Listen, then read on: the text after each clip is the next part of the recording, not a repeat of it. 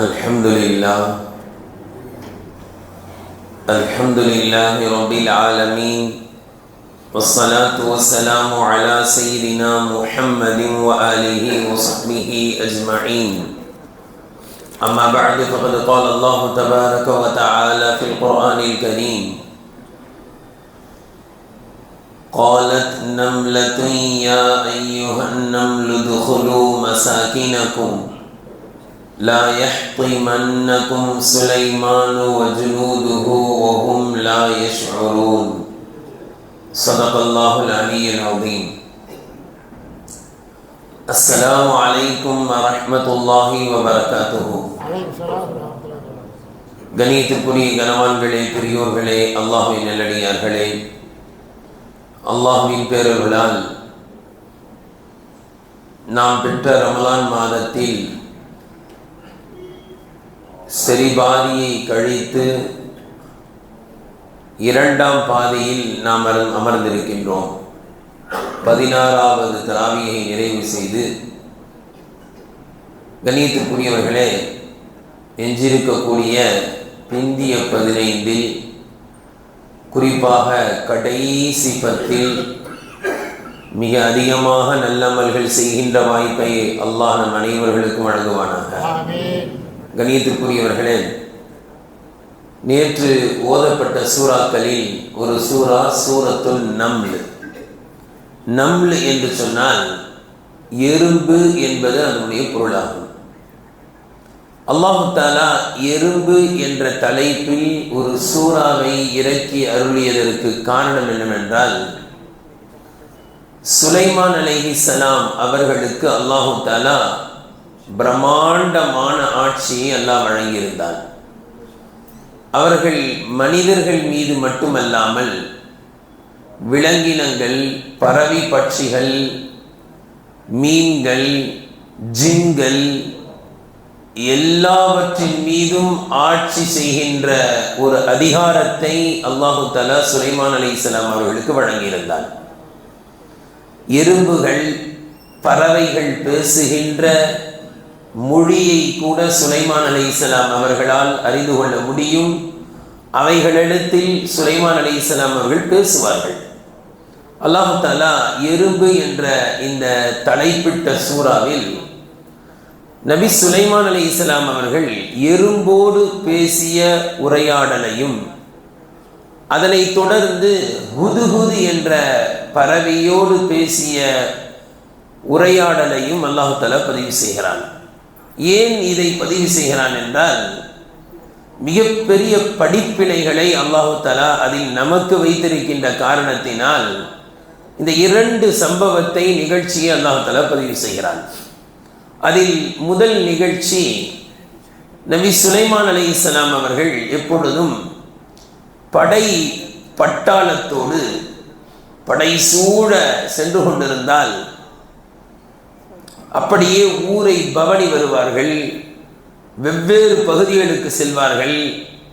அப்பொழுதெல்லாம் நபி சுலைமான் அலைஹிஸ்ஸலாம் அவர்களுக்கு பறவைகள் தன்னுடைய இறகுகளை விரித்து அவர்களுக்கு மேல் அப்படியே அவர்கள் செல்கின்ற வேகத்திற்கு அதுவும் பறந்து சென்று கொண்டே இருக்கும், குடைபிடிக்கும். தன்னுடைய இறகுகளை விரித்து வெயில் உஷ்ணம் படாத அளவிற்கு பறவைகள் அப்படியே கொடை பிடித்து கொண்டே செல்லும். இப்படி ஒரு நாள் சென்று கொண்டிருக்கிறார்கள். எறும்புகள் அதிகமாக வசித்து கொண்டிருந்த ஒரு ஓடை, ஒரு பகுதியில் ஃபுல்லாக எறும்புகள் வசிக்கிறது. அந்த இடத்திற்கு நபி சுலைமான் அலைஹிஸ்ஸலாம் அவர்கள் செல்லும் பொழுது அந்த எறும்புகளில் ஒரு எறும்பு பேசுகின்ற ஓசை சுலைமான் அலைஹிஸ்ஸலாம் அவர்களுக்கு கேட்கிறது. அது என்ன சொல்கிறது என்றால், தன்னுடைய இனத்தை பற்றிய கவலை அந்த எறும்புக்கு, தன்னுடைய இனம் அழிந்துவிடக்கூடாது என்ற கவலையில் அது பேசியது. அது தன்னுடைய சக எறும்புகளை பார்த்து சொன்னது, யா அய்யுஹன் நம்லு துகுலு மசாக்கினக்கும், எறும்புகளே, நீங்கள் உங்களுடைய வீடுகளுக்குள் நுழைந்து கொள்ளுங்கள். லா யஹ்திமன்னக்கும் சுலைமான் வ ஜுனூதுஹு ஹும் லா யஷ்உரூன். சுலைமான் அலைஹிஸ்ஸலாம் அவர்களும் அவர்களுடைய பட்டாளமும் உங்களை அவர்களுக்கே தெரியாமல் மிதித்து விடக்கூடாது அல்லவா? எனவே நீங்கள் உங்களுடைய வீடுகளுக்குள் சென்று பாதுகாப்பாக இருந்து கொள்ளுங்கள் என்று எறும்பு பேசுகின்ற வாசகம் யாருக்கு காதில் விழுது? சுலைமான் அலைஹிஸ்ஸலாம் காதில் விழுந்துருச்சு. அல்லாஹ் தலையெத்தி வைத்து விட்டான். கணியத்திற்குரியவர்களே, இந்த எறும்பு தன்னுடைய இனம், இதுதான் கவனிக்கணும். ஏன் இந்த வாசகத்தை அல்லாஹ் தஆலா குர்ஆன்ல பதிவு செஞ்சான்? ஒரு ஆயத்துல அந்த எறும்பினுடைய வார்த்தைக்கு ஒரு ஆயத்தை ஒதுக்கி அந்த ஆயத்து இடம்பெற்றிருக்கக்கூடிய சூராவின் பெயரையே எறும்பு என்று பெயரிட்டான். ஏனென்றால் அந்த எறும்பு தன்னுடைய இனம் அழிந்துவிடக் கூடாது என்று அக்கறையோடு செயல்பட்ட காரணத்தினால் அல்லாஹ்வுக்கு இது பிடித்து விட்டது. தன்னுடைய இனத்தின் உயிர்கள் பிரிந்துவிடக்கூடாது, தன்னுடைய இனம் அநியாயமாக எந்த தவறும் செய்யாமல் அது அழிந்து போய்விடக்கூடாது என்று தன்னுடைய இனத்தின் உயிர்களை பாதுகாத்த அந்த அக்கறை அந்த எறும்புக்கு இருந்த காரணத்தினால் அல்லாஹ்வுக்கு இது பிடித்து விட்டது. அல்லாஹ் தஆலா இதை பதிவு செய்ய விட்டான். இதில் நமக்கான மிக அழகான படிப்பினைகள் என்ன? முதல் படிப்பினை, நாமும் நம்முடைய இனத்தின் மீது அக்கறை உடையவர்களாக இருக்க வேண்டும். நம்முடைய இனம் அழிந்துவிடக்கூடாது, யாருடைய உயிரும் பிரிந்துவிடக்கூடாது என்பதில் மிக அக்கறை கொண்டவர்களாக இருக்க வேண்டும் என்ற ஒரு அழகான படிப்பினை அல்லாஹ் இங்கு வைத்திருக்கின்றார். அல்லாஹ்வின் தூதர் ஸல்லல்லாஹு அலைஹி வஸல்லம் அவர்கள் ஹஜ்ஜத்துல் விதாவில் கேட்கிறார்கள். மக்களை பார்த்த அரஃபா மைதானத்தில், மினாவில், முஸ்தலிஃபாவில், காபத்துல்லாவிற்கு அருகில் இங்கெல்லாம் வைத்து சஹாபாக்களிடத்தில் கேட்பார்கள், இன்றைய தினம் எவ்வளவு கண்ணியமானது? அரஃபால வச்சு, அரஃபா தினத்துல வச்சு கேட்கிறாங்க. என்ன சொல்லுவாங்க? ஆம், இன்றைய தினம் மிக கண்ணியமானது. இந்த இடம் எப்படிப்பட்டது? மிக கண்ணியமானது. இப்படிலாம் சஹாபாக்கள் சொல்லும்போது சொல்லுவாங்க, இந்த அனைத்தை விட ஒரு முஃமினுடைய உயிர், பொருள், மானம் மிக கண்ணியமானதுன்னு சொல்லுவாங்க ரசூலுல்லாஹ் ஹஜ்ஜத்துல் விதா. இதை விட ஒரு முஃமினுடைய உயிர், ஒரு முஃமினுடைய ரத்தம், ஒரு முஃமினுடைய மானம் மிக கண்ணியமானது என்பதாக அல்லாஹ்வின் தூதர் ஸல்லல்லாஹு அலைஹி வஸல்லம் அவர்கள் ஹஜ்ஜத்துல் விதாவில் வைத்து மக்களுக்கு புரிய வைத்தார்கள். இன்னும் காபத்துல்லாவை பார்த்து சொல்வார்கள், காபாவே, நீ எவ்வளவு கண்ணியமாக இருக்கின்றாய், உன்னுடைய மனம் எவ்வளவு கண்ணியமானது, நீ எவ்வளவு கண்ணியமானவன், நீ எவ்வளவு கண்ணியமாக இருக்கின்றாய் அப்படின்னு சொல்லிட்டு ரசூலுல்லாஹ் சொல்றாங்க, ஒரு முஃமின் உன்னை விட கண்ணியமானவன். ஏன் அப்படின்னா அதுக்கு விளக்கம் சொல்றாங்க. ஷார்ட்டா இப்படி சொல்லிடலாம், காபத்துல்லாவையே இடித்து விட்டால் கூட மீண்டும் கட்டி விடலாம், ஆனால் ஒரு முஃமினின் உயிர் பிரிந்து விட்டால் மீண்டும் வராது. ஒரு முஃமின் அநியாயமாக கொல்லப்பட்டு விட்டான் என்றால் அந்த உயிர் மீண்டும் திருப்பி யாராலும் கொடுக்க முடியாது. பள்ளிவாசல்கள் இடிக்கப்பட்டால் கூட மீண்டும் கட்டிவிடலாம் இன்ஷா அல்லாஹ், அதே இடத்தில் கூட கட்டலாம். ஆனால் ஒரு முஃமினுடைய உயிர் பிரிந்து விட்டால் அதை யாராலும் திருப்பி கொடுக்க முடியாது. கணியத்திற்குரியவர்களை, இப்படி முஸ்லிம்களுடைய உயிர், முஃமின்களுடைய உயிர் அவ்வளவு கண்ணியமானது, பாதுகாக்கப்பட வேண்டியது. நமக்கெல்லாம் தெரியும், ரமலானுடைய நோன்பை விடுவதற்கு யாருக்கும் அனுமதி இல்லை. ஆனால் ஒரு கர்ப்பிணி தாய் குழந்தையை சுமந்து கொண்டிருக்கிறாள். அவள் உணர்கிறாள், நான் நோன்பு நோற்றால் எனக்கோ என்னுடைய வயிற்றில் இருக்கக்கூடிய குழந்தையின் உயிருக்கு ஆபத்து என்று நினைத்தால் என்ன செய்யலாம்? ரமலானுடைய நோன்பை கூட அவர்கள் விடுவதற்கு அனுமதி இருக்கிறது. அப்படி அந்த அனுமதியின்படி விட்டால் என்ன செய்யணும்? திருப்பி வைக்கணும், அது வேற விஷயம். நிறைய பேர் இந்த பயானை கேட்டுட்டு வைக்க தேவையில்லை நினைச்சிட்டு போய்கிட்டே இருக்காங்க. அப்படி கிடையாது, திருப்பி வைக்கணும். நான் சொல்ல வருவது, அந்த தாயின் உயிர் மிகவும் கண்ணியமானது. ரமலான் மாதமா மிகவும் கண்ணியமானதுதான், ஆனால் அதை விட அந்த தாய் சுமக்கக்கூடிய அந்த குழந்தையின் உயிர் மிக கண்ணியமானது. ரமலான் மாத நோன்பை கூட அந்த குழந்தையின் உயிருக்காக பாதுகாக்கலாம். இதே போன்று நமக்கெல்லாம் தெரியும், திருமணம் முடித்தவர்கள் விபச்சாரம் செய்தால் கல்லால் அடித்துக் கொள்ள வேண்டும், இதுதான் தண்டனை. நபி ஸல்லல்லாஹு அலைஹி வஸல்லம் அவர்களிடத்தில் ஒரு பெண்மணி வருகிறார்கள், அல்லாஹ்வின் தூதர் அவர்களே, நான் தவறு செய்து விட்டேன், என்னை கல்லால் அடித்துக் கொள்ளுங்கள். ரசூலுல்லாஹி ஸல்லல்லாஹு அலைஹி வஸல்லம் கேட்கிறாங்க, அம்மா நீ கர்ப்பிணியா இருக்கியா? ஆமா, நான் கர்ப்பமா இருக்கேன். நீ தவறு செய்தாய், ஆனால் உன்னுடைய வயிற்றில் வளருகின்ற குழந்தை தவறு செய்யவில்லை, பெற்றெடுத்து விட்டு வாருங்கள் அப்படின்னு அனுப்புறாங்க. பெற்றெடுத்த குழந்தை, பச்சை குழந்தை தூக்கிட்டு வராங்க. கேட்குறாங்க, இந்த குழந்தைக்கு யார் பால் கொடுப்பா? ஒன்று கல்லால் அடித்து கொண்டு விட்டால் குழந்தைக்கு யார் பால் கொடுக்கறது? பால்லாம் குடிச்சிட்டு வாங்க. பாலெல்லாம் குடித்து நடக்க வச்சு ரொட்டி துண்டை கையில் கொடுத்து கொண்டு வருவாங்க. சொல்லுவாங்க, இந்த குழந்தை யாரிடத்திலாவது பொறுப்பாக ஒப்படைத்து விட்டு வா. கணியத்திற்குரியவர்களே, அந்த பெண்மணிக்கு மரண தண்டனை, ஆனால் அந்த பெண்மணியுடைய வயிற்றில் இருக்கக்கூடிய குழந்தை பாதுகாக்கப்பட வேண்டும். அதன் உயிர் கண்ணியமானது. கணியத்தில் எப்பொழுதுமே உயிருக்கு இஸ்லாத்தில் மிக மதிப்புண்டு. யாருடைய உயிரும் அநியாயமாக பிரிந்து விடக்கூடாது. உயிர் பாதுகாப்பு மிக முக்கியமானது. அந்த எறும்பு அதைத்தான் கையில் எடுத்தது. என்னுடைய இனம் அழிந்துவிடக்கூடாது என்ற அக்கறை அந்த எறும்புக்கு இருந்த காரணத்தினால் அது பேசிய பேச்சுக்கள், அந்த அக்கறையான பேச்சு, அந்த அக்கறையில் வெளிப்பட்ட முயற்சி அல்லாஹ்வுக்கு பிடித்து விட்டது. அல்லாஹ் தஆலா குர்ஆன்ல பதிவு செய்கிறான். அது மட்டுமல்ல, அந்த எறும்பு பேசிய வாசகம் அது 10 அம்சங்கள் இருக்கு. அதில் 2 அம்சங்களை சுருக்கமாக சொல்கிறேன். 10ஐயும் சொன்னால் நேரம் பத்தாது. 2 அம்சங்கள் மிக முக்கியமானது. அந்த பேசிய பேச்சுக்களை 2ஆ பிரிக்கலாம். ஒன்று, சக எறும்புகளை பார்த்து பேசுகிறது. எறும்புகளே, உங்களுடைய வீடுகளில் நீங்கள் நுழைந்து கொள்ளுங்கள். இது ஒரு வாசகம். ஏன் நுழைய சொல்கிறேன் தெரியுமா? அது காரணத்தை சொல்லுது. சுலைமான் அலைஹிஸ்ஸலாம் பட்டாளம் வந்துகிட்டு இருக்கு. அவர்கள் தங்களுக்கே தெரியாமல் உங்களை மிதித்து நசுக்கி விடலாம். இதன் காரணத்தினால் நீங்கள் பாதுகாப்பான இடத்திற்கு சென்று விடுங்கள். இப்படி சொல்லும் போது அது என்ன வாசகத்தை பயன்படுத்துது என்பதுதான் ரொம்ப முக்கியமானது. உலமாக்களுக்கு தெரியும். யா ஐயூஹன் லதீன ஆமனுன்னு அப்போ குர்ஆன்ல வரும்ல, கண்ணியமா அல்லாஹ் நம்மளை அந்த மாதிரி கண்ணியமான வார்த்தையை பயன்படுத்துது. யா ஐயூஹன் நம்லு, எறும்புகளே அப்படின்னு சொல்லுது. ரெண்டாவது ரொம்ப அதை விட முக்கியமானது என்னன்னா உதுகுலுன்னு சொல்லுது. உதுகுலுன்னு சொன்னா உயர்தினைன்னு சொல்லுவாங்க. உயர்தினை அக்ரிணைன்னு தமிழ்ல இருக்கு. அதாவது மனிதர்களை பற்றி பேசும் பொழுது உயர்தினையாக பேசுவார்கள். மற்ற மிருகங்களை பற்றி பேசும்போது அக்ரிணையா பேசுவாங்க. உதாரணத்துக்கு பாருங்க, மாடு பள்ளிவாசலுக்குள்ள வந்துருச்சுன்னு வைங்க, என்ன சொல்லுவாங்க? மாடு வந்ததுன்னு வாங்க. ஒரு அப்துல் காதர் பாய் ஒருத்தர் என்ன செஞ்சார்? பள்ளிவாசலுக்குள்ள வந்தார். இப்போ என்ன சொல்லுவாங்க? அப்துல் காதர் வந்ததுன்னு சொல்லுவாங்க. என்ன சொல்லுவாங்க? வந்தாங்க, அப்துல் காதர் வந்தார் அப்படின்னு சொல்லுவாங்க. இதுதான் உயர்தினை.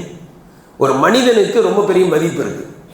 பூனை என்ன செஞ்சு? பால் குடிச்சிச்சு. என்ன சொல்லுவாங்க? பூனை பாலை குடித்தார் அப்படின்னு சொல்லுவாங்களா?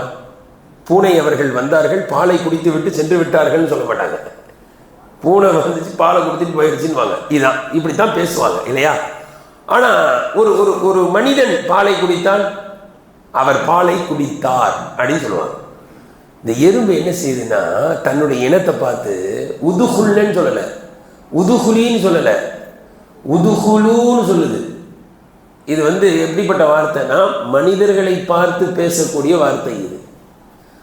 நீங்கள் எல்லாம் உங்களுடைய வீடுகளுக்குள் சென்று நுழைந்து கொள்ளுங்கள். மதிப்பு மரியாதை எந்த அளவுக்கு மதிப்பு மரியாதைனா, எறும்பு என்ற இனத்தை விட்டு தாண்டி ஒரு மனிதர்களை பார்த்து பேசினால், ஒரு மாடை தொட்டிக்குள்ள அனுப்புறோம், எப்படி அனுப்புவோம்? போங்க போங்க அனுப்புமா? போ போ போகணும் அப்படின்னு சொல்லலை. செல்லுங்கள் செல்லுங்கள், உள்ள போ உள்ள போ அப்படின்னு சொல்லலை, உள்ளே நுழைந்து கொள்ளுங்கள். இப்போ இதுலேருந்து எவ்வளோ அழகான படிப்புன்னு தெரியுங்களா? இந்த எறும்பு என்ன செய்யுதுன்னா, தன்னுடைய சக எறும்பு இதுக்கு மரியாதை கொடுக்குது. அதுலேருந்து நமக்கு கொடுக்கக்கூடிய ஒரு பெரிய படிப்பு என்னன்னா, சக மனிதர்களை மதிக்க தெரியணும். அதிலும் குறிப்பாக பாதுகாக்கக்கூடிய பொறுப்பை எடுக்கிறது அந்த எறும்பு. அப்படின்னு அர்த்தம்னா அதுதான் தலைமை எறும்பு. தலைமை பதவியில் வகிக்கக்கூடியவர்கள் என்ன செய்யணும்? தொண்டர்களை பாதுகாக்கணும் இல்லையா? மனிதர்களை, மக்களை பாதுகாக்கக்கூடிய பொறுப்பில் இருக்கக்கூடிய பொறுப்பாளிகள் தனக்கு கீழிருப்பவர்களிடத்தில் எவ்வளவு மென்மையாக, எவ்வளவு அன்பாக, எவ்வளவு அக்கறையாக இருக்க வேண்டும் என்பதை எறும்பு அங்கு வாழ்ந்து காண்பித்தது. அல்லாஹ்வுக்கு அது பிடிச்சி போச்சு ரொம்ப. ஆஹா, இந்த எறும்பு என்ன செய்யல? விரட்டலை. நாமளா தான் என்ன செஞ்சிருப்போம்? விரட்டி எடுத்துருவோம். இங்கே நின்றுட்டு இருக்கு, நசுக்கி போடுவாங்க, நசுக்கி ஓடுங்க ஓடுங்க. அது என்ன செய்யல, அப்படி சொல்லல. எனக்கு தெரிஞ்சிருச்சு சுலைமான் பட்டாளம் வருது, நீங்க இங்க நீங்க நெசிக்கப்படுவாங்க, அப்படிலாம் என்ன செய்யல, கண்ணிய குறைவாக நடந்து கொள்ளவில்லை. இப்படித்தான் சமுதாயத்தை பாதுகாக்கக்கூடிய பாதுகாவலர்கள் தன்னுடைய இனத்தை, தனக்கு கீழ் இருப்பவர்களை கண்ணியமாக நடத்த வேண்டும் என்ற ஒரு அழகான படிப்பினை. சரி, 2வது வாசகத்தில் என்ன சொல்லுது பாருங்க. ஏன் சொல்றேன் தெரியுமா? சுலைமான் அலைஹிஸ்ஸலாம் பட்டாளம் வருது, வந்தாங்கன்னா என்ன செஞ்சுடுவாங்க, ஓஹும் லா யஷ்உரூன், அவர்களுக்கே தெரியாமல் உங்களை நசுக்கி விடலாம். இங்கதான் ரொம்ப கவனிக்கணும். வர்றது சாதாரண மனிதர்கள் அல்ல, வர்றது நபி. நபி வேணும்னு தவறு செய்வாங்களா? நபிமார்கள் மீது உள்ள ஈமானை வெளிப்படுத்துது. தனக்கு கீழ் உள்ளவர்களுக்கும் மரியாதை கொடுத்துருச்சு. தன்னை விட உயர்ந்த நபிக்கு கொடுக்க வேண்டிய கண்ணியத்தையும் கொடுக்குது. வர்றது நபி. நபி என்ன செய்ய மாட்டாங்க, வேணும்லாம் உங்களெல்லாம் மிதிச்சிட மாட்டாங்க. அது அழகா சொல்லுது பாருங்க. லா யஹ்திமன்னக்கும் சுலைமானு வஜ்னூதுஹு வஹும் லா யஷ்உரூன், அவர்களுக்கு தெரியாமல், ஷுஊர்னா உணர்ச்சியே இல்லாம மிதிக்கிறோன்றது தெரியாம மிதிச்சு விடுவாங்க. அப்ப அந்த நபிமார்கள் மீது உள்ள ஈமானையும் அது வெளிப்படுத்தியது. எனவே இப்படித்தான் நாம் இருக்க வேண்டும். சக மனிதர்களுக்கும் மதிப்பு கொடுக்க வேண்டும், தனக்கு கீழ் இருப்பவர்களுக்கும் மரியாதை கொடுக்க வேண்டும், தன்னை விட மேலே இருப்பவர்களுக்கும் கண்ணியம் கொடுக்க வேண்டும் என்ற அழகான படிப்பினை அங்கு வைத்திருக்கின்றான். ஆக எறும்பு எடுத்த முயற்சி என்ன? தன்னுடைய இனத்தின் உயிரை பாதுகாத்தது. இது எறும்போட பேசிய உரையாடல். அடுத்து அதை முடிச்சுட்டு அல்லாஹ் தஆலா ஹுதுஹுது பறவையோடு பேசிய சம்பாஷணையை அல்லாஹ் தஆலா சொல்கிறான். என்ன அப்படின்னா, சுலைமான் அலைஹிஸ்ஸலாம் அவர்கள் எப்பொழுதும் படை பட்டாளத்தோடு போய் இறங்கினாங்கன்னா எங்கே வேணாலும் போவாங்க. தைரியமாக போய் இறங்குற இடத்துல என்ன இருக்காது, கிணறு இருக்காது, தண்ணி இருக்காது. அந்த நேரத்தில் என்ன செய்வாங்க அப்படின்னா, ஹுதுஹுது பறவை என்ன செய்யும் அப்படின்னா, கரெக்டாக எந்த இடத்துல குடிக்கிற இனிப்பான தண்ணி இருக்கோ அங்கே என்ன செய்யாது, கொத்தும். பூமி அப்படியே கொத்தும். உடனே ஜின்னை கூப்பிட்டு என்ன செய்ய சொல்லுவாங்க, தோண்டுங்க கிணறுன்றுவாங்க. ஜின்கள் கடகடன்னு என்ன செய்யும், அந்த இடத்துல தோண்டும். உடனே இனிப்பான தண்ணி கிடைக்கும், குடிப்பாங்க. அந்த மாதிரி ஒரு இடத்துல போய் இறங்குறாங்க, தண்ணி இல்லை. ஹுதுஹுதை எங்கேன்றாங்க, யாரை காணோம், ஹுதுஹுது பறவையை காணோம். தேடுறாங்க, தண்ணி தான் இருக்குது. இப்போ என்ன செய்யும், கொஞ்சம் கோபம் வருமா இல்லையா? என்ன எங்கே போச்சு, அது ஏன் கண்ணில் படலையா, இல்லை வேற எங்கேயாவது போயிடுச்சா? வரட்டும், தக்க காரணம் சொன்னால் சரி, இல்லைன்னா நான் அதை தண்டிப்பேன் அப்படின்னு இருக்கிறாங்க. இப்படி சொல்லிக்கிட்டு இருக்கும்போது ஃபமகஸ கைர பஈத், ரொம்ப நேரம்லாம் வெயிட் பண்ணல, கொஞ்ச நேரம் தான் ஆச்சு. அதுக்குள்ளே எது வந்துருச்சு, ஹுதுஹுது பறவை வந்துருச்சு. வந்தால் அந்த சக பறவைலாம் சொல்லுது, என்னென்னு இந்த மாதிரி ஒன்று தேடினாங்க போ அப்படின்னு. இப்போ இந்த மாதிரி நேரத்தில் நம்ம என்ன செய்வோம், தக்க காரணத்தை சொல்லிடணும்பா அப்படின்னு வருவோம்ல. கரெக்டாக அந்த பறவை என்ன செய்யுது பாருங்க, அஹத்து விமானம் தொஹித்து பிஹி, நான் ரொம்ப ஒரு முக்கியமான செய்தியோடு வந்திருக்கேன். அது எப்படி சொல்லுது பாருங்க, உங்களுக்கு தெரியாத செய்தியை நான் கொண்டு வந்திருக்கேன். சுலைமான் பார்த்தா எனக்கு தெரியாத செய்தி நீ கொண்டு வந்திருக்கியா அப்படி எடுத்த உடனே பாருங்க, இப்படித்தான் நம்ம சொல்லணும். எப்படி சொல்லணும் பாருங்க, அது என்ன சொல்லுது, உங்களுக்கு தெரியாத ஒரு செய்தியை கொண்டு வந்திருக்கேன். அஹத்து பிமாலம் தொஹித்து பிஹி, உங்களுக்கு எது தெரியாதோ அந்த செய்தியை கொண்டு வந்திருக்கேன். அது மட்டும் இல்லை, அது என்ன அடுத்து சொல்லுதுன்னா, வஜித்துக மின் சபஇன், சபா தேசத்திலிருந்து கொண்டு வந்திருக்கிறேன். பினபஇன், நபன்னு சொன்னா முக்கியமான செய்தின்னு அர்த்தம், முக்கியமான செய்தி. அது மட்டும் இல்லை, பிசபஇன் பினபஇன் மின் சபஇன், சபா தேசத்து செய்தி. பினபஇன் யகீன், யகீன் அர்த்தம் உறுதின்னு அர்த்தம். சும்மா நான் அடிச்சுலாம் தள்ளல, ஏதாவது உங்ககிட்ட தப்பிக்கணும்னு ஏதோ ஒன்று சொல்றேன்னு நினைக்காதீங்க. யகீன், நான் கொண்டு வந்திருக்க செய்தி முக்கியமான செய்தி, உறுதியான செய்தி, உங்களுக்கு தெரியாத செய்தி அப்படின்னு சொல்லிடுச்சு ஃபர்ஸ்ட் எடுத்தோடனே. அப்படியா, சொல்லு என்ன செய்தி அப்படின்னு உடனே அந்த பறவை சொல்லுது பாருங்க, இன்னி வஜத்து இம்ரஅத்தன், நான் ஒரு பெண்ணை பார்த்தேன். தம்லிகுஹும், அந்த பெண் ஆட்சி செய்கிறாள். சுலைமான் கேட்ட, நான் தான் ஆட்சி செய்கிறேன்னு நினச்சிக்கிட்டு இருக்காங்க. அது அந்த பறவை சொல்லுது, ஒரு பொம்பளை ஆட்சி செஞ்சுக்கிட்டு இருக்கு தெரியுமா உங்களுக்கு அப்படின்னு கேட்குது. தம்லிகுஹும், அது ஒரு பொம்பளை ஆட்சி செஞ்சுக்கிட்டு இருக்கு. சொல்லிட்டு சொல்லுது, ஊத்தியத் மின் குல்லி ஷைஇன், எல்லாம் இருக்கு, ஆட்சி செய்வதற்கு என்ன வேணுமோ எல்லாமே அந்த பொம்பளை கிட்ட இருக்கு. பார்லிமெண்ட் இருக்கு, எல்லாம் இருக்கு, கோட்டை இருக்கு, கொத்தளம் இருக்கு, எல்லாம் இருக்கு. அது மட்டும் இல்லை, உலக அர்ஷன் அலீம், அது மட்டும் இல்லை, ஒரு பிரம்மாண்டமான சிம்மாசனம் அந்த பொம்பளைக்கு இருக்கு. பயங்கரமான ஆட்சி நடந்துகிட்டு இருக்கு. அதை விட ரொம்ப கைசேதமான விஷயம் என்னன்னா, அல்லாஹ்வை விட்டுட்டு சூரியனை வணங்கிட்டு இருக்காங்க. அல்லாஹ்வை விட்டுட்டு சூரியனை வணங்கிட்டு இருக்காங்க.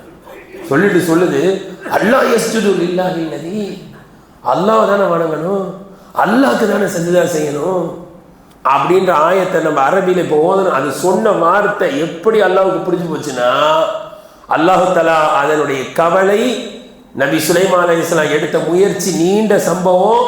பல்கீஸ் அம்மையார் என்ன பண்ணுவாங்கன்னா, இது கிட்ட தான், இந்த ஹுதூது பறவை கிட்ட தான் லெட்டர் கொடுத்து அனுப்புவாங்க. லெட்டர் போய் சேரும், சேர்ந்து லெட்டரை படித்து பயந்துருவாங்க. ஹுதூது பறவை வந்து லெட்டர் தருது அப்படின்னு படிச்சுட்டு, இது ஒரு பெரிய ஆச்சரியம் இல்லைன்னா, கொஞ்ச நாளைக்கு முன்னாடிலாம் புறா தான் என்ன செய்யும், லெட்டர் கொண்டு போய் போகணும். சரி, லெட்டர் வந்திருக்கு, லெட்டர் வந்தால் பயங்கரமான லெட்டராக இருக்குது. சுலைமானிடமிருந்து வந்திருக்கிறது, அல்லாஹை வழிபடுங்கள், அல்லாஹை தவிர யாரும் வணங்கக்கூடாது அப்படின்னு வருதுங்க லெட்ரு. அப்படின்னு தனிச்சு போய், சரி அந்த பெண்மணி எவ்வளோ பெரிய ஆள் பாருங்க. இப்போ நிறைய அன்பளிப்புலாம் கொடுத்து அனுப்புவோம். ஃபஸ்ட்டு எங்கேருந்து லெட்ரு வந்துச்சோ அந்த சுலைமான் அலைஹிஸ்ஸலாத்துக்கு என்ன கொடுப்போம், நிறைய அன்பளிப்புலாம் கொடுத்து அனுப்புவோம். பதில் என்ன வருதுன்னு பார்ப்போம், அதுக்கு பிறகு நான் முடிவு செஞ்சுக்கலான்னு. இங்கேருந்து ஒரு சின்ன ஒரு குழு அனுப்பி நிறைய வைரங்கள், வைடூரியங்கள்லாம் அன்பளிப்பாக யாருக்கு போகுது, சுலைமான் அலைஹிஸ்ஸலாத்துக்கு. அதை கொண்டு போய் கொடுக்குறாங்க. கொடுத்தா சொல்கிறாங்க, துமித்தூனி பிமால், என்ன காசு பணத்தை கொடுத்து மயக்கலான்னு பார்த்தீங்களா அப்படின்னு கேட்குறாங்க. துமித்தூனி பிமால், என்ன காசு பணத்தை கொடுத்து இது பண்ணலான்னு. ஃபமா ஆத்தானி அல்லாஹு கைரும் மிம்மா ஆத்தாக்கும், உங்களுக்கு அல்லாஹ் எதை கொடுத்தானா அதை விட பெருசு அல்லாஹ் எதை கொடுத்துருக்கான்ட்டாங்க. ஃபமா ஆத்தானி அல்லாஹ் கைரும் மிம்மா ஆத்தாக்கும், இது உங்கள் அரசி கொடுத்து அனுப்பியிருக்கிறாங்க, இதை விட சிறந்தது அல்லாஹ் எனக்கு கொடுத்துருக்கான், கொண்டு போகண்டாங்க. எதையுமே வாங்கலை. இந்த லஞ்சம்லாம் என்ன செய்யக்கூடாதீங்க, வாங்க லஞ்சம் வாங்கணும், முடிஞ்சு போச்சு. நம்மக்கிட்ட நம்ம எப்படி இருக்கணும், அந்த அளவுக்கு ஸ்ட்ராங்காக இருக்கணும். இதெல்லாம் கொடுத்து மயக்கலான்னு பார்க்காதீங்க, ரிட்டர்ன் கொண்டு போங்க. ஒழுங்காக அல்லாஹ்வுக்கு கட்டுப்பட்டு வந்துடணும். இதுதான், இதை தவிர வேறு எதையும் நான் என்ன செய்ய மாட்டேன், ஏற்றுக்கொள்ள மாட்டேன்னு தெளிவாக பதில் கொடுத்தாங்க. ஒரு பெரிய முயற்சி எடுத்தாங்க. அல்ஹம்துலில்லாஹ், பல்கீஸ் அம்மையார் அப்படியே இஸ்லாத்திற்கு வந்தாங்க. இது வரலாறு. இப்போ நமக்கு இங்கே படிப்பினை என்னன்னா, மேலே பார்த்தீங்கன்னா எறும்பு தன்னுடைய இனத்தின் உயிரை பாதுகாத்தது. இங்கே பார்த்தீங்கன்னா ஹுதுஹுது பறவை ஷிர்கையும் குஃப்ரையும் விட்டு மக்களை பாதுகாத்தது. ரெண்டுமே எந்த வேலையை பண்ணியிருக்கு, பாதுகாக்கின்ற வேலையை செய்திருக்கிறது. எறும்பு உயிரை பாதுகாத்தது, ஹுதுஹுது பறவை மனிதர்களை குஃப்ரு ஷிர்கை விட்டு பாதுகாத்தது. எனவே அல்லாஹ் தஆலா அதுதான் ரொம்ப பெருசா பேசுறான். இப்ப இந்திய திருநாட்டில் வாழுகின்ற நமக்கு ரெண்டு கடமையும் இருக்கு. நம்ம இனத்தின் உயிரையும் பாதுகாக்க வேண்டியிருக்கு. அசால்ட்டா அடிச்சு போட்டு போயிடறான். ஒரு ஹோலி பண்டிகையில பல முஸ்லீம்களுடைய உயிர் போயிருக்கு. அவன் பண்டிகையை கொண்டாடுறதுக்கு நாம என்ன செய்ய வேண்டியிருக்கு, சாக வேண்டியிருக்கு. நம்முடைய சமுதாயத்தின் உயிரை பாதுகாக்க வேண்டிய பொறுப்பு.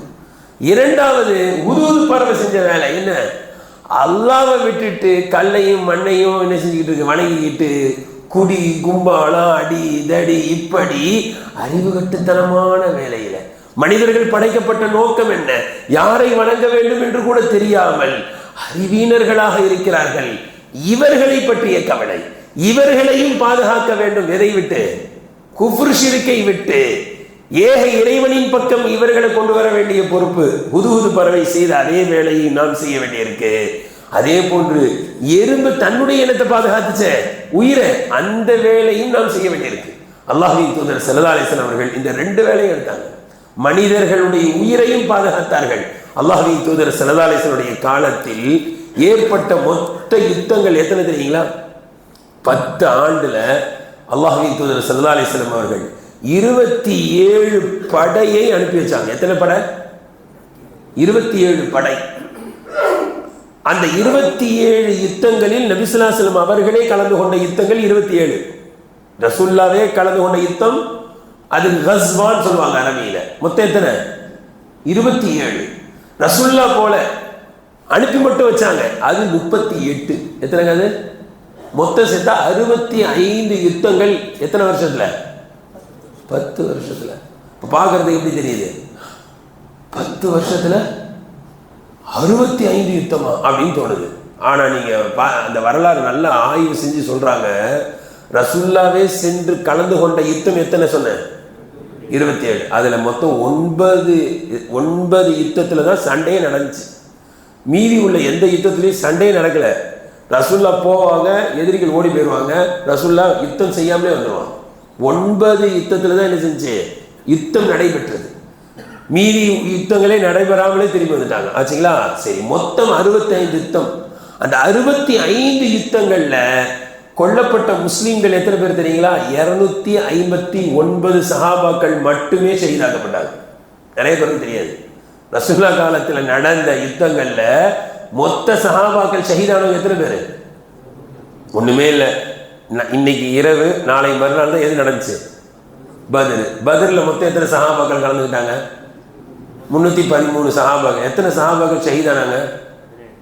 14 சஹாபாக்கள் தான் ஷஹீதானாங்க. 14 சஹாபாக்கள். இப்படி கணக்கு போட்டா மொத்தமே 259 சஹாபாக்கள் ரசூலுல்லாஹ் காலத்துல. எதிரி படையில எத்தனை பேர் அப்படின்னா 759. எதிரி படையில 759 நபர்கள். அவ்வளவுதான். மொத்தமே நீங்க கணக்கு போட்டீங்கன்னா 1018 நபர்கள் தான் 65 யுத்தங்கள்ல கொல்லப்பட்டவர்கள் மொத்தம்.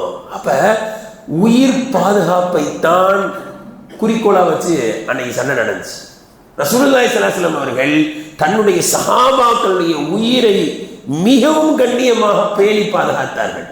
கண்ணியத்திற்குரியவர்களே, இதை அப்படியே சஹாபாக்கள் நடைமுறைப்படுத்தினாங்க. உமர் ரலியல்லாஹு காலம் ஹிஜ்ரி 16ஆம் ஆண்டு, ஹிஜ்ரி 16, அந்த ஹிஜ்ரி 19ஆம் ஆண்டு, அந்த நேரத்தில் ரோமர்களுக்கும் முஸ்லிம்களுக்கும் யுத்தம் நடந்துகிட்டு இருந்துச்சு. அப்ப இந்த ரோமாபுரி மன்னன் சஹாபாக்கள் நேரடியாக பார்க்கணும், படைகளை அனுப்பிச்சு என்ன செஞ்சா, சில பேரை பிடிச்சி கொண்டு வர சொல்லிட்டான் உயிரோட. நான் அவளை பார்க்கணும்னு உயிரோட கொண்டு வந்து சில சஹாபாக்கள் அரண்மனையில் நிறுத்தப்படுறாங்க. அப்படி நிறுத்தும் போது அந்த குழுவுக்கு தலைவராக அப்துல்லா இப்னு ஹுதாஃபா ரலியல்லாஹு அன்ஹு இருந்தாங்க. அவங்க பார்க்கறதுக்கு ரொம்ப அழகான சஹாபாக்கள். இப்ப கொலை மிரட்டல் வர்றான், கொதிக்கிற நெருப்புல சில பேர் தூக்கி போடுறான். இதெல்லாம் பார்க்குறாங்க. அப்துல்லா இப்னு ஹுதாஃபா பார்க்க வைக்கிறாங்க. சொல்றாங்க, அவன் அந்த அரசன் சொல்றான், நீங்க கிறிஸ்துவ மதத்தை ஏற்றுக்கொண்டால் ஆட்சியில பாதியை தந்துடுறேன், என்னுடைய மகளை உங்களுக்கு திருமணம் முடிச்சு வைக்கிறேன் அப்படின்னு. அவன் சொல்றாங்க, நீங்கள் எனக்கு வழங்கக்கூடிய எந்த சலுகையாக இருந்தாலும் சரி, அது எனக்கு மரணம் 1000 முறை ஏற்படுவது அது சிறந்ததுன்றாங்க. உங்களுடைய சலுகையை விட எது சிறந்தது? 1000 முறை மரணிப்பது அது எனக்கு சிறந்ததுன்ட்டாங்க. எந்த அளவுக்கு தான் இது வாய்ச்சவடாலோன்னு நினச்சிக்கிட்டு என்ன செஞ்சாரு, அப்படியே செவுத்துல கட்டிப்பட்டார். இப்படி சிலுவையில் ஏற்றுவதுன்னு சொல்லுவாங்க. கையை இப்படி வச்சு கட்டி என்ன செய்வாங்க, கட்டிடுவாங்க.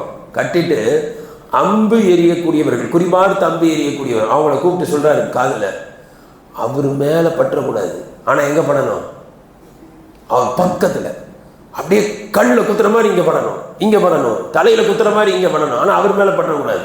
அந்த மாதிரி அம்பு எறிங்கன்னு அப்துல்லா இப்னு அப்போ சும்மா நிற்கிறாங்க. குத்துறதா குத்திங்க அப்படின்னு. சரி விட்டுற சொல்லிட்டாரு. விட்டுட்டு இவரையே தூக்கி என்ன செஞ்சிருங்க, கொதிக்கிற நெருப்பில் போட்டுருங்க. கிட்ட போனவனே அழுகுறாங்க. அழுதவனே சரி சரி சரி திரும்பிச்சார் போல, கூட்டுவாங்க. என்ன ஏற்றுக்கிறீங்களா அப்படின்னு கேட்குறாங்க. அதெல்லாம் ஏற்றுக்க முடியாது. அப்போ அழுதிங்க, எதுக்கு அழுதிங்கன்னா, என்னுடைய ரோமங்கள் அளவிற்கு உயிர் இருந்தால் நான் என்ன செய்வேன், அவ்வளோ உயிரும் கொடுப்பனே அல்லா, எனக்கு ஒரே ஒரு உயிர் தானே கொடுத்துருக்கேன்னு நினச்சி அழுதேன் அப்படின்னா. அப்படியா? இப்போ உயிர் பயமே இவருக்கு இல்லை. சரி ஒன்றும் பிரச்சனை இல்லை. அவரை அப்துல்லா இப்னு ஹுதாஃபாவை மரணிக்க செய்வதற்கு அவருக்கு இஷ்டம் வரலை. என்ன சொன்னார், சரி விட்டுடுறேன், ஆனால் என் நெத்தியில் முத்தம் கொடுக்குறீங்களான்னு கேட்டார். சரி நெத்தியில் முத்தம் கொடுக்குறேன், ஆனால் ஒன்று, என்னை மட்டும் விடுறதில்லை, என் கூட வந்திருக்க எல்லாரையும் விடணும், விட்டுருவீங்களான்னு கேட்டார். விட்டுடுறேன் அப்படின்னோடனே அரசருடைய நெற்றியில் முத்தமிட்டார்கள். எல்லா சஹாபாக்களையும் கூப்பிட்டுக்கிட்டு, தாபியன்கள்லாம் கூப்பிட்டுக்கிட்டு எங்கே போயிட்டாங்க, மதீனாவுக்கு போயிட்டாங்க. இந்த செய்தி உமர் ரலியல்லாஹு அன்ஹுக்கு வருது. வந்தவனையும் எதிர்பார்த்துக்கிட்டு இருக்காங்க. சபையில் வச்சு உமர் ரலியல்லாஹு அன்ஹு சொல்கிறாங்க, அப்துல்லா இப்னு ஹுதாஃபாவுடைய நெற்றியில் நாம் எல்லாம் முத்தமிடுவது கடமை. நாம் முதல்ல முத்தமிடுறேன்னு யார் முத்தமிட்டார்? ஏன் அப்படின்னா, அரசருடைய தலையில முத்தமிட்டு இத்தனை பேரை உயிரோட என்ன செஞ்சிருக்காங்க, பாதுகாத்து கூட்டு வந்திருக்காங்க. இப்போ உயிர் பாதுகாப்பு மிக முக்கியமானது. ரசூலுல்லாஹி ஸல்லல்லாஹு அலைஹி வஸல்லம் அவர்கள் சஹாபாக்கள் ஒரு சஹாபி கொல்லப்பட்டாலும் சரி ஒரு படையை அனுப்பிச்சிருவாங்க, ஒரு படையை தயார் பண்ணி அங்கே அனுப்பிச்சிருவாங்க. கடியத்துக்கு கடை ஒரே ஒரு செய்தியை சொல்லி முடிக்கின்றேன். ஹுதைபியா உடன்படிக்கை நம்மளாம் கேள்விப்பட்டிருப்போம். உம்ரா செய்கிறது தான் போனாங்க, எஹ்ராமோட போய் நிற்கிறாங்க, அவங்களோட சண்டைக்கு வராங்க. 3 கட்ட பேச்சுவார்த்தை. நாங்கள் சண்டை போட வரலை, எஹ்ராமோட வந்திருக்கோம், ஆயுதங்களை எடுத்துகிட்டு வரல. எஹ்ராம் கட்டினா ஆயுதத்தை எடுக்க முடியுமா கையில்? பாருங்கள் எந்த ஆயுதம் இல்லாமல் வந்திருக்கோம், ஏன் இப்படி சண்டை போடுறதுக்கே நிற்கிறீங்கன்னு எத்தனை கட்ட பேச்சுவார்த்தை? 3 கட்ட பேச்சுவார்த்தை. ரசூலுல்லாஹி ஸல்லல்லாஹு அலைஹி வஸல்லம் நிதானமாக சமாதானமாக பேசி பேசி பேசி பார்க்குறாங்க. கடைசியில் உமர் ரலியல்லாஹு கூப்பிட்றாங்க, கொஞ்சம் நீங்கள் எங்கே போயிருங்க, மக்காவுக்குள்ளே போய், ஏன்னா மக்காவிலேருந்து சண்டை போடுறதுக்கு வந்துட்டாங்க. இவங்ககிட்ட எவ்வளோ சமாதானமாக பேசுனாலும் கேட்க மாட்டேங்கிறாங்க. இவங்களை அனுப்பி வச்ச தலைவர்கள் மக்கால இருக்காங்களே, அவங்ககிட்ட போய் சமாதானமாக பேசிட்டு வாங்க அப்படின்னு யாரை கூப்பிட்டு சொல்கிறாங்க? உமர் ரலியல்லாஹு கூப்பிட்டு. உமர் ரலியல்லாஹு சொல்கிறாங்க, சமாதானமாக பேசிட்டு வர்றதுக்காக என்ன அனுப்புறீங்கன்னு கேட்டாங்க. ஆமாம், நான் போனாலே வம்பு தான், என்கிட்ட அவனுங்களும் சமாதானமாக பேச மாட்டானுங்க, நான் என்னாலையும் சமாதானமாக பேச முடியாது. அதனால ஒரு நபரை சொல்கிறேன், அவரை அனுப்புனீங்கன்னா சமாதானமாக பேசிட்டு வருவார். யார்? உஸ்மான். அப்படியா, கரெக்டாக சொன்னீங்க உமரே அப்படின்னு உஸ்மான் ரலியல்லாஹு அனுப்பி வைக்கிறாங்க. இதுவரைக்கும் சமாதானமான பேச்சுவார்த்தையில் இருந்த ரசூலுல்லாஹி ஸல்லல்லாஹு அலைஹி வஸல்லம் கொஞ்ச நாள் கழிச்சு செய்தி வருது, உஸ்மானில கொல்லப்பட்டாங்கன்னு செய்தி வருது. ஆனால் அந்த செய்தி உண்மை இல்லை, உஸ்மானில கொல்லப்படலை, பிடிச்சி வச்சுக்கிட்டாங்க, அவ்வளோதான். அந்த செய்தி எப்படி வந்துருச்சிங்க? கொல்லப்பட்டு விட்டார்கள். உஸ்மானே கொல்லப்பட்டாங்கன்னு உடனே ரசூலுல்லாஹ் உட்கார வச்சு எல்லாத்தையும் பயிர் பண்ணிட்டாங்க. நாம் உம்ராவுக்கு வந்தோம், ஆனால் இப்போ என்ன செஞ்சாகணும்? ஜிஹாத் செஞ்சே ஆகணும். ஏன்? உஸ்மான் எல்லாம் கொல்லப்பட்டாங்கன்னு செய்தி வருது. ஒரு நபர் கொல்லப்பட்டா கூட ரசூலுல்லாஹ் துடிச்சு போயிடுவாங்க. இன்னைக்கு துடிக்கிறதுக்கு ஆள் இல்லை, அல்லாஹ்விடத்துல கையேந்திரதுக்கு ஆள் இல்லை. உயிர்களும் போது குஃப்ர் ஷிர்க்ல மூழ்கி கிடக்குறாங்க. இதை பார்த்தும் கவலை வரல. அல்லாஹ் தஆலா எறும்புக்கு ஒரு கவலையை கொடுத்தான், தன்னுடைய இனம் அழிந்து விடக்கூடாது. ஒரு பறவைக்கு கவலையை கொடுத்தான். இன்னும் இந்த மனிதர்கள் 6 அறிவு அல்லாஹ் கொடுத்தும் கூட அல்லாவை விட்டுட்டு சூரியனுக்கு சஜதா செஞ்சுக்கிட்டு இருக்காங்களே என்ற கவலை. அல்லாஹ் தஆலா அந்த 2 கவலையும் அல்லாஹ் தஆலா நமக்கு தருவானாக. நம்முடைய இனத்தை பாதுகாக்கக்கூடிய பெரிய வேலையையும், அதே போன்று ஷிர்க் குஃப்ரை விட்டு இந்த மக்களை பாதுகாக்கக்கூடிய வேலையும் அல்லாஹ் தஆலா நம்மை கொண்டு அல்லாஹ் வாங்கி கொள்வானாக. வாஹிரு தஅவானா அல்ஹம்துலில்லாஹி ரப்பில் ஆலமீன். சுப்ஹானல்லாஹி வ பிஹம்திஹி சுப்ஹானக்கல்லாஹும்ம வ பிஹம்திக நஷ்ஹது அன் லா இலாஹா இல்லா அன்த நஸ்தக்ஃபிருக வ நதூபு இலைக். سبحان ربك رب العزة عما يصفون وسلام على المرسلين والحمد لله رب العالمين. صلى الله على محمد صلى الله عليه وسلم. صلى الله على محمد صلى الله عليه وسلم. صلى الله على محمد يا رب.